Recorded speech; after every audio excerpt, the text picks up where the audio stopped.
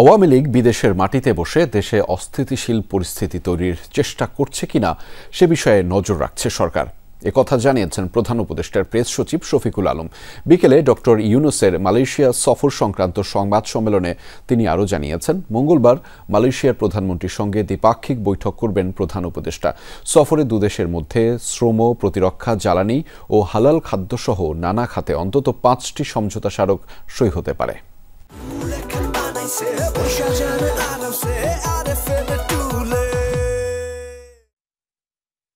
মালয়েশিয়ার প্রধানমন্ত্রী আনোয়ার ইব্রাহিমের আমন্ত্রণে সোমবার দুপুরে 3 দিনের রাষ্ট্রীয় সফরে মালয়েশিয়া যাবেন প্রধান উপদেষ্টা ডক্টর মোহাম্মদ ইউনূস।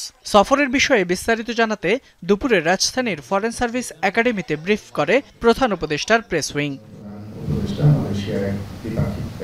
জানান, 12ই আগস্ট মালয়েশিয়ার প্রধানমন্ত্রী আনোয়ার ইব্রাহিমের সঙ্গে দ্বিপাক্ষিক বৈঠক করবেন ডক্টর মোহাম্মদ ইউনূস।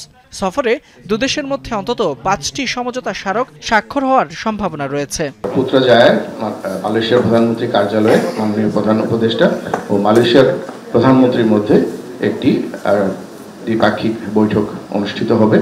বৈঠকের পরপরই উভয় সরকার প্রধানের নেতৃত্বে প্রতিনিধি পর্যায়ের বৈঠক এবং তাদের সমঝোতা স্মারক স্বাক্ষরিত হবে। এর মধ্যে সহযোগিতা সংক্রান্ত সর্বমোট 5টি সমঝোতা স্মারক স্বাক্ষরিত হওয়ার সম্ভাবনা রয়েছে। এছাড়াও রোহিঙ্গা প্রত্যাবর্ষণে কার্যকর ভূমিকা রাখার জন্য মালয়েশিয়া ও আসিয়ানভুক্ত রাষ্ট্রগুলোকে আহ্বান জানানো হবে এই বৈঠকে। আওয়ামী লীগ বিদেশে থেকে দেশে অস্থিতিশীল পরিস্থিতি তৈরির চেষ্টা করছে কিনা সরকার সে বিষয়ে নজর রাখছে বলে জানিয়েছেন প্রধান উপদেষ্টার প্রেস সচিব শফিকুল আলম। আওয়ামী লীগের অফিস, আওয়ামী লীগ আপনি জানেন একটা তাদের কার্যক্রম ব্যান করা হয়েছে বাংলাদেশে। তারা বাইরে কি করছে আমাদের অবশ্যই আমরা মনিটরিং করছি। তারা যদি বাংলাদেশে বাইরে থেকে এমন কোনো অ্যাক্টিভিটিস করে যে আমাদের এখানে ইনস্টেবিলিটি ক্রিয়েট করতে চায়, অবশ্যই আমরা এটা মনিটর করছি, আমরা দেখছি। ব্রিফিংয়ে নির্বাচন প্রশ্নে শফিকুল আলম জানান, প্রতিটি ভোট কেন্দ্রের নিরাপত্তার জন্য একটি করে বডি ক্যামেরা রাখার ব্যবস্থা করা হচ্ছে, যাতে ক্যামেরায় দেখে পরিস্থিতি নিয়ন্ত্রণে ব্যবস্থা নেওয়া যায়।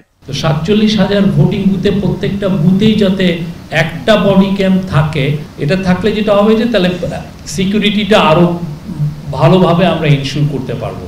ফয়সাল মাহমুদ, যমুনা নিউজ, ঢাকা।